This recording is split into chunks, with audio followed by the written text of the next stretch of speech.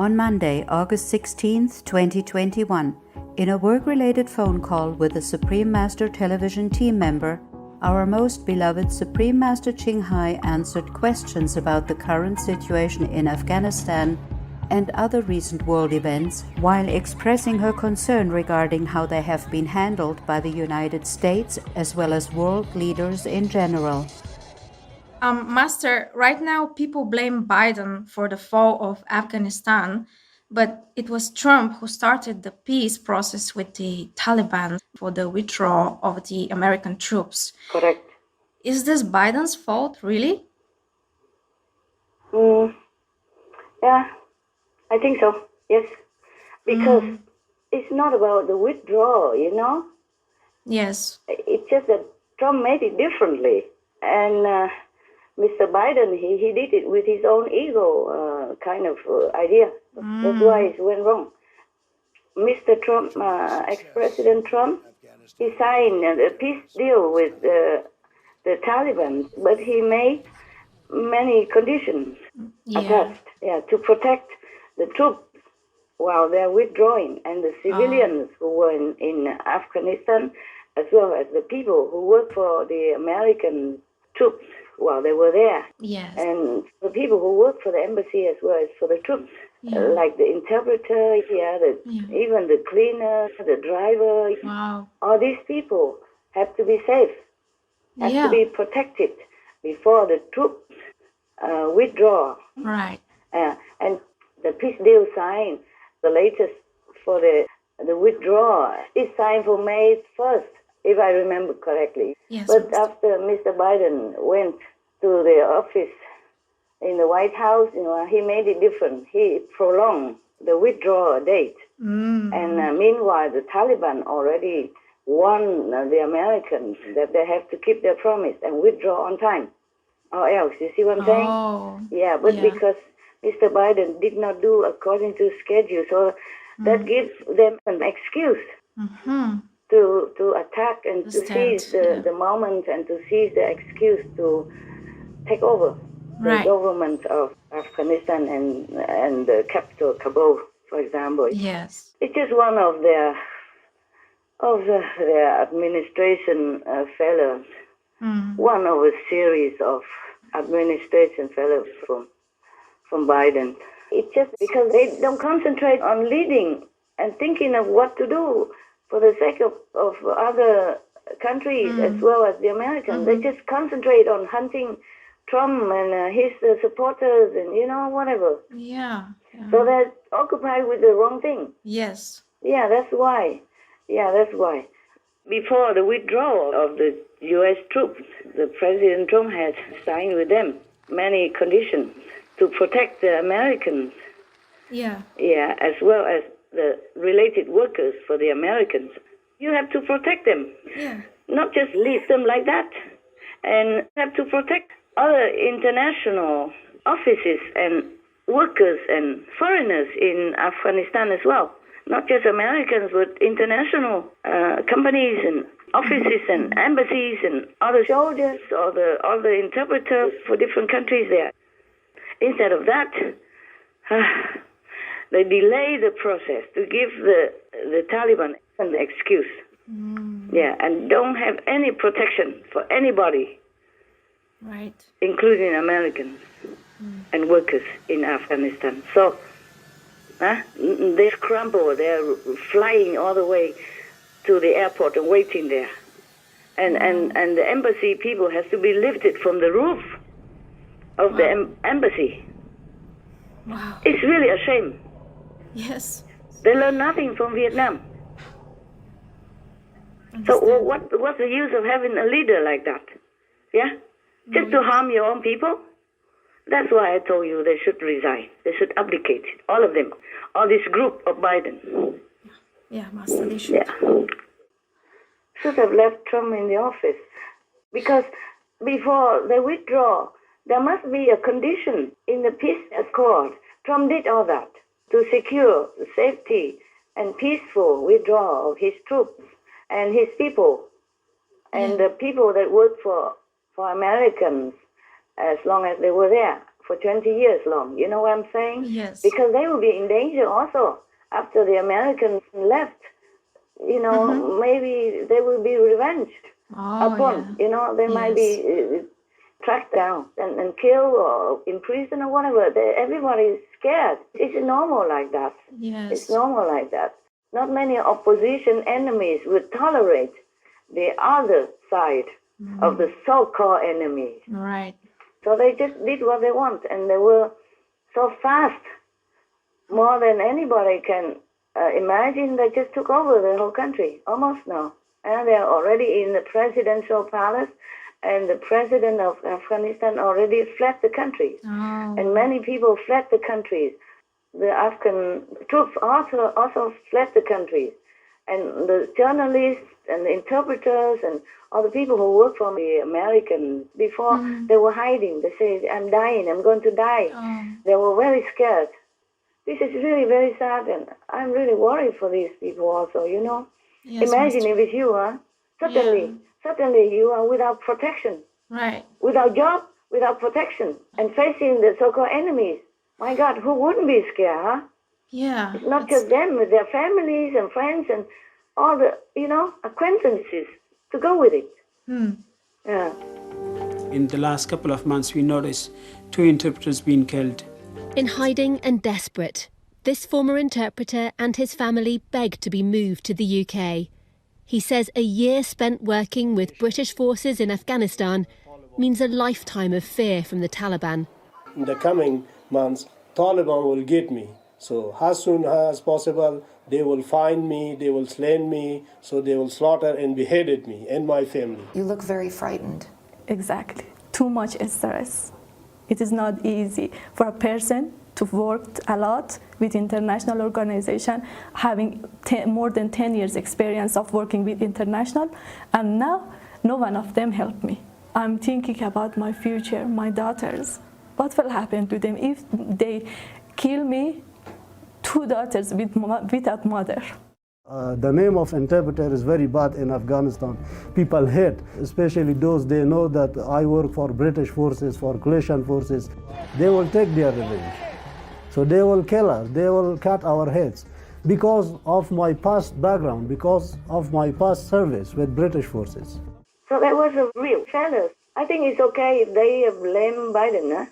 Yes, It's a very unwise policy. Right. Yeah. They don't concentrate on the right thing, that's why. They concentrate on revenge, that's why. And that is bad also, because people will think they are very small-minded, petty. True. And on one side they keep saying, oh, unify America, I'm for all Americans. But on the other side they're hunting the so-called enemies. We don't exist. The enemies don't exist. They are the enemy. They make the enemy. Yeah. It's not just to blame the president or government alone. It's the people's karma. Yeah. And people's habits and people's way of life. They don't change. They don't see further in the future. They just see very nearby. And even to be vegan, how difficult can that be, huh? Yes, it's so simple. How difficult can that be? They have nothing to lose, but they don't do it. Well, many are doing it now, but still it's better to come from the government, you know? Yes. They make many laws which are not necessary and harmful, like the proposal, something that anybody can go into any shop and steal things that they can sign into law. But to sign into law to make people vegan and ban all the meat, they don't do. Right. Because they themselves cannot put down that piece of meat for the country's sake, for the world's sake. Yes. Yeah, just addictive. Yeah. Meat and all that, they cannot put down. That's why they cannot sign that into law up to now. Yes. Master, in a recent statement, the UN Secretary General blamed coal mining and fossil fuels, but not the livestock industry, as the main reason for the damaging effect of global warming. Why would he address CO2 and not methane as the most harmful cause, despite all the scientific evidence? Yeah, I was very disappointed that the great Secretary General of the UN, Prabhu, talk about that. He blamed it on the industries. and coal mining and all that stuff. These are not the main cause of our global warming. I mean, it is one of the factors, but smaller, and still have time to deal with. Not the methane. Methane from animals is the number one driving force of the global warming. Everybody knows that, and he should know that. But he ignored it, just so that he can enjoy meat and wine continue like before. Shameless, really shameless. I have no more respect for these kind of leaders anymore. I'm so disappointed and so hurt because they're hurting people. Yes. They don't tell the truth. They don't support the truth. They're hurting people. They're harming the planet. Maybe they could not put down that piece of meat and or whatever, bloody animals from their mouth. Or they took bribes, from the animals industry. I don't know which case, or maybe both. Talking about this, I wonder what kind of leaders and leadresses who are responsible for the safety of their citizens and their co-inhabitants could see all this suffering and pain around them in the world, and their hearts don't move. Right. They are not moved in sympathy or sorrow or compassion for the beings who are in this situation. Humans and animals alike. Agree, Master. I wonder what kind of men or women they are. Right. And just chasing after petty stuff, petty vengeance or petty whatever work that they're doing, whatever intention that they're harboring inside their head. Yes. And not doing their job as a leader of the world and of their country and of their community and of their organization, whatever, especially the UN. They're supposed to be the leaders of the world. Right. It's shameful. Yeah. It makes me wonder. And I'm sure many people wonder as well. You think so? Yes, Master. I agree. I cannot believe this, because last time we saw the report that the UN and all the nations signed the accord that they have to reduce meat, and then now suddenly they change their tone again, like blaming it on coal miners or industrial people. Yeah. Yes. It's beyond my comprehension. Doesn't make sense. No, it doesn't. No. Seems like they only worry about themselves and their power, their position, and don't care about who dies, who lives. Really beyond understanding. Yeah, it's really, I don't want to say what, but it's really disgusting. It's really repulsive. I have no words anymore, okay, truly. Yes, it's terrible. Just disgusting feeling. So disgusting feeling. Not only their hearts were not moved by the sufferings of others around them or in the animal factories, but continue to eat their meat, drink their blood, and call that food and enjoy the suffering of others. This is beyond any humane comprehension. They are not religious people, even though they claim they go to the church and all that stuff. It's all fake. You know what I'm saying? Yes, Master. It's all fake. It's all the work of Satan. It's horrible. I cannot imagine any humane being could do all this, could ignore the suffering and enjoy it at the cost of the suffering and pain and anguish of others, humans or animals. Do you understand? Yes, it's really terrible. That's what pains me, having to live in this world with this type of so-called humans. Any other things? Yes, I have another question regarding the Mexican immigrants who have been kicked out of America. Is this the right solution, Master? What else to do? Even if it's not right, it's too late now to correct. They should have followed Trump's way of handling it before. Yes. I read somewhere that a court ordered Mr. Biden to revert it back to Trump's stay in Mexico policy. before Biden. Yes. I hope they would do it because they just openly invited everybody to come in without taking care of the consequences, especially in the middle of the pandemic.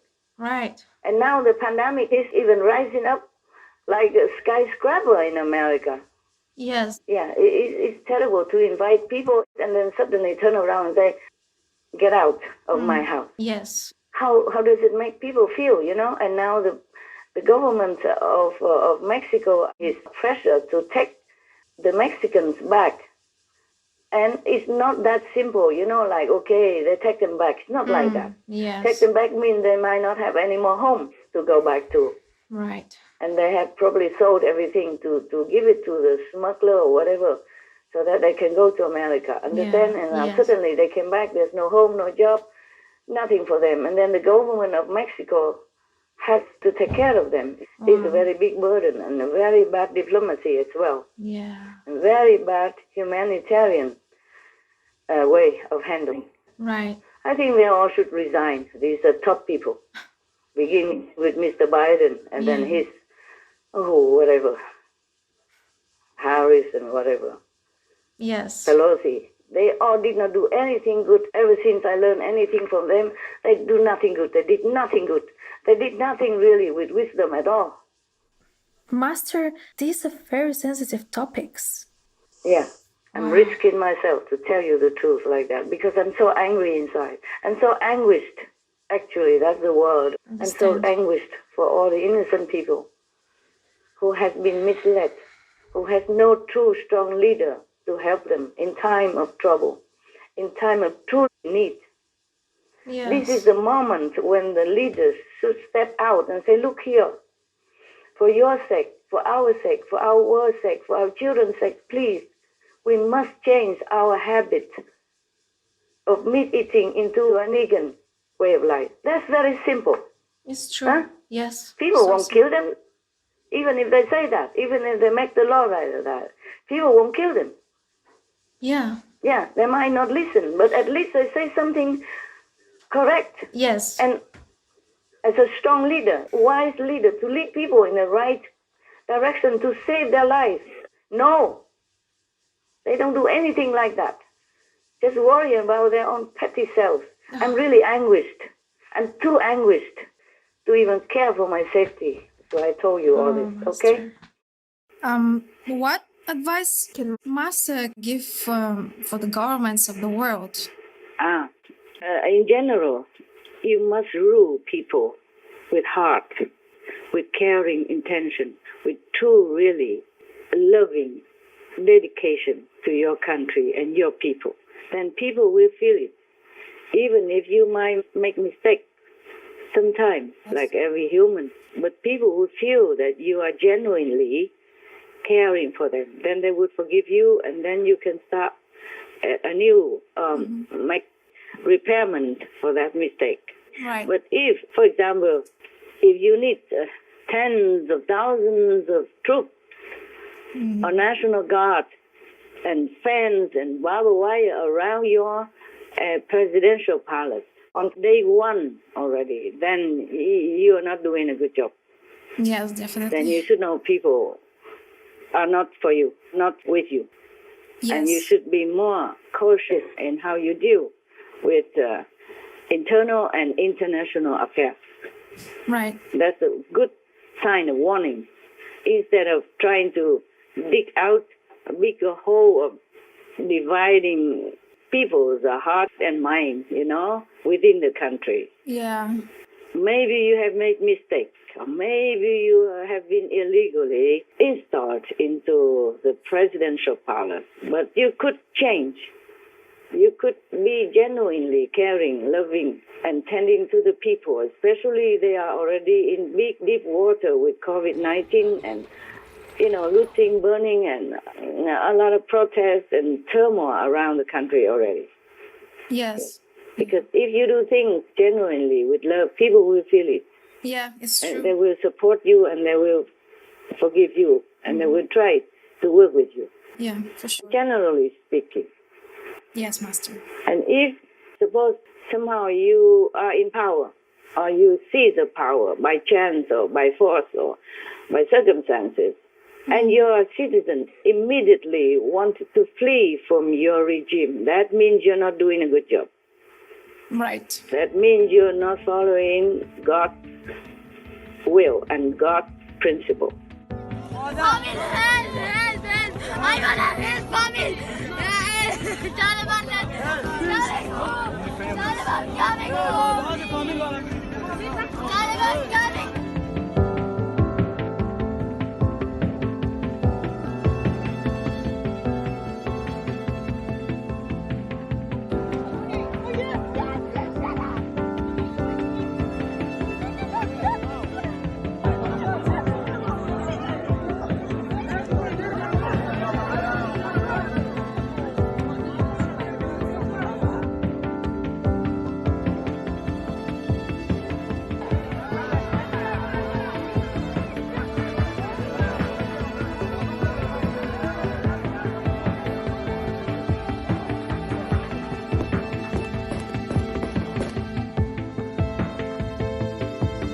The women we've been speaking to inside the country are now too frightened to talk on camera. Those brave enough to leave the house are wearing burqas. Reports of women already disappearing from public life. Women here seem to have largely melted away. Why do you think you're selling more burqas right now? Because the Taliban took over and all the women are afraid, he says. So that's why they're all coming in and buying burqas. If she's not wearing the abaya or she's wearing high heels, then it's the standard 40 lashes. It's because of you. They've just told me to stand to the side because I'm a woman. The Taliban is back to its old ways. I'll start with this letter. It has a Taliban seal. What does it say? Parents should quote-unquote gift their daughters as wives to Taliban fighters. They want to reward terrorists with wives, like women are some kind of an object to be gifted. Reports say this letter came from the Taliban's Cultural Commission. It asks imams in captured areas to prepare a list of the names of women in their communities, girls who are above 15 years of age and widows under 45 years. The letter says they will be married to members of the Taliban. They'll be transported to Pakistan's Waziristan, where they will be converted to Islam and reintegrated. They want to impose an extreme interpretation of the Sharia law in Afghanistan. In fact, they're already doing it, implementing old rules in some of the districts. Women are not being allowed to step out alone. The Taliban says they must be accompanied by a male companion. They're being barred from receiving an education. Taliban have clearly not evolved.